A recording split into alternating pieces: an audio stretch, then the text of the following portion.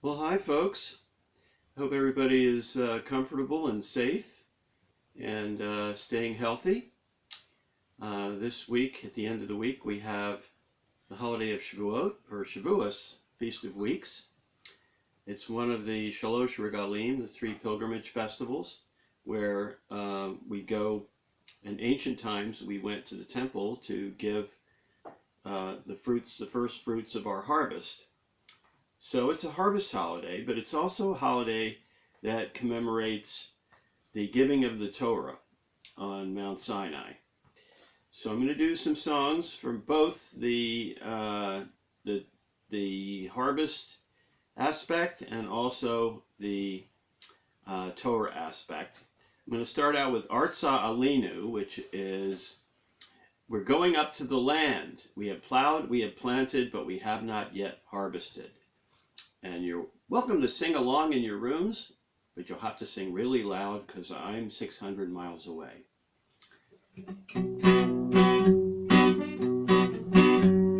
Artzalinu, Artzalinu, Artzalinu, Artzalinu, Artzalinu, Artzalinu.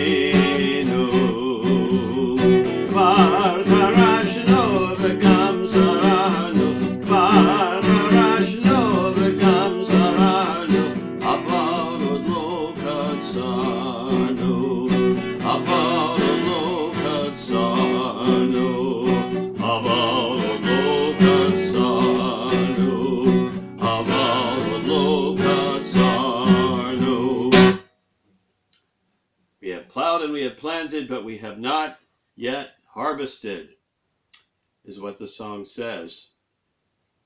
And now I'm going to do a song that is probably from around the same time, maybe 80 years ago. Artza Alinu might be even older than that, might be close to 100 years old.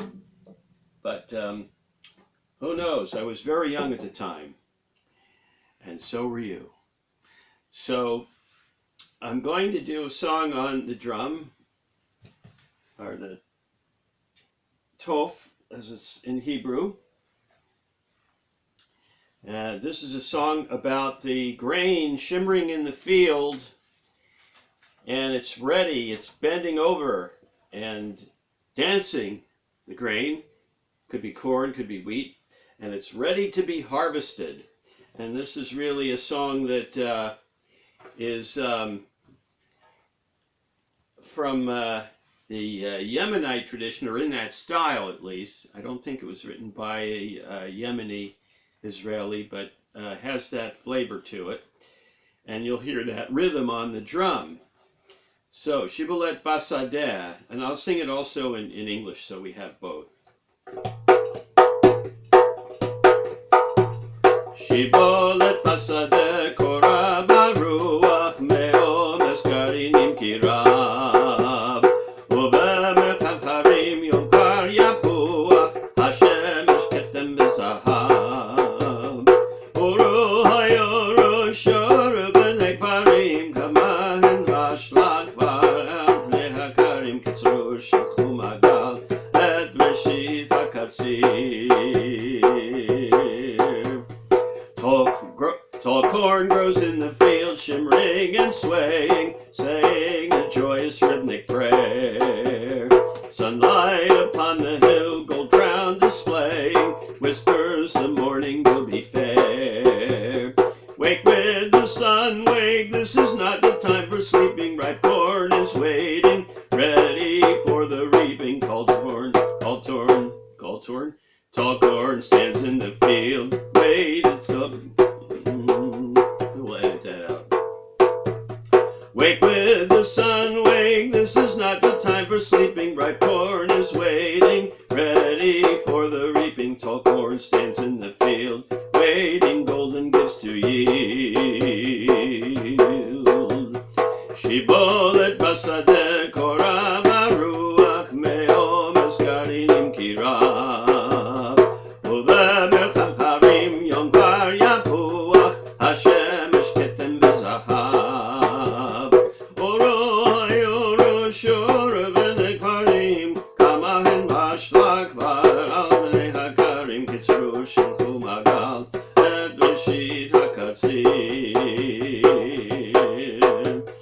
Kitzru shilchu magal et b'shit hakatzim.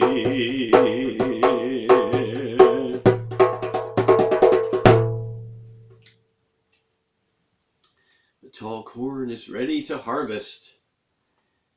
So, we read the story of Ruth at this time of year, and it's for two reasons.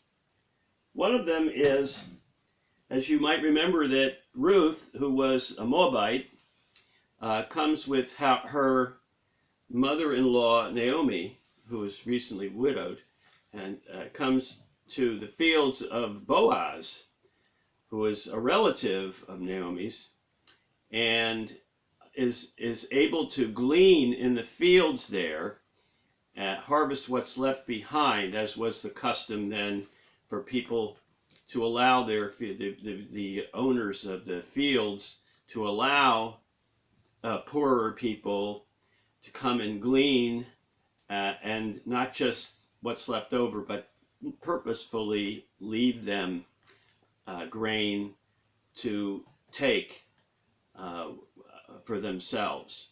And that's what Ruth did. And so it's a harvest holiday. It's a harvest story from the biblical times, and the story of Ruth and Naomi.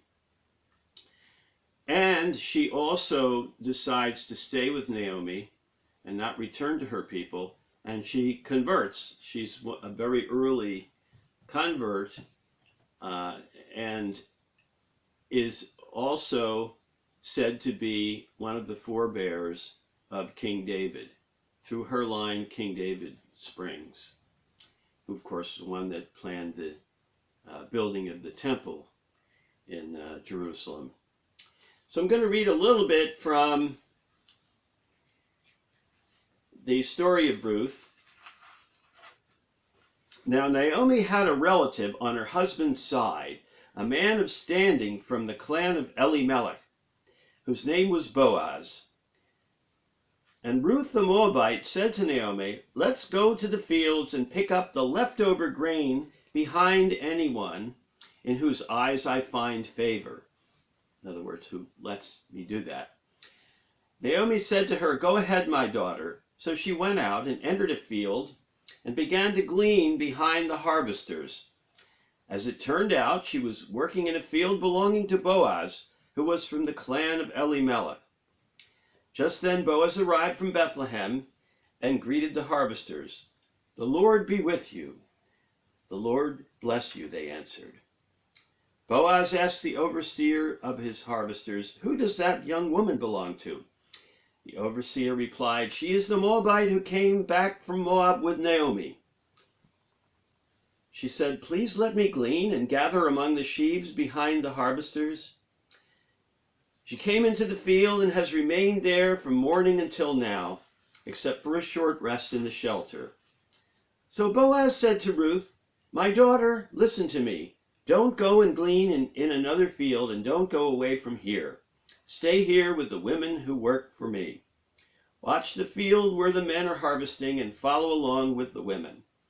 I have told the men not to lay a hand on you, and whenever you are thirsty, go and drink from the water jars the men have filled." At this she bowed down with her face to the ground. And she asked him, "Why have I found such favor in your eyes that you notice me, a foreigner?"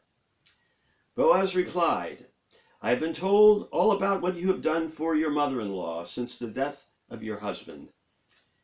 How you left your father and mother and your homeland and came to live with the people that you did not know before. May the Lord repay you for what you have done. May you be richly rewarded by the Lord God of Israel, under whose wings you have come to take refuge. May I continue to find favor in your eyes, my Lord, she said. You have put me at ease by speaking kindly to your servant, though I do not have the standing of one of your servants. At mealtime, Boaz said to her, "Come over here, have some bread and dip it in wine vinegar." When she sat down with the harvesters, he offered her some roasted grain. She ate all she wanted and had some left over. As she got up to glean, Boaz gave orders to his men, "Let her gather among the sheaves and don't reprimand her. Even pull out some stalks from her from the bundles and leave them for her to pick up, and don't rebuke her." So Ruth gleaned in the field until evening. Then she threshed the barley she had gathered, and it amounted to about an ephah. I don't know exactly how much that is. Then she threshed the barley she had gathered, and it amounted to about an ephah. She carried it back to town, and her mother-in-law saw how much she had gathered.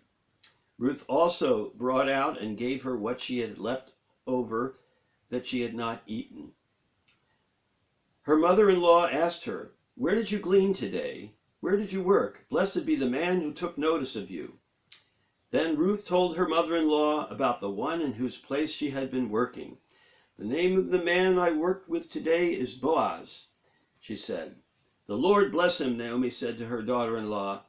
"He has not stopped showing his kindness to the living and the dead." She added, That man is our close relative. He is one of our guardian redeemers." Then Ruth the Moabite said, "He even said to me, 'Stay with my workers until they finish harvesting all of my grain.'"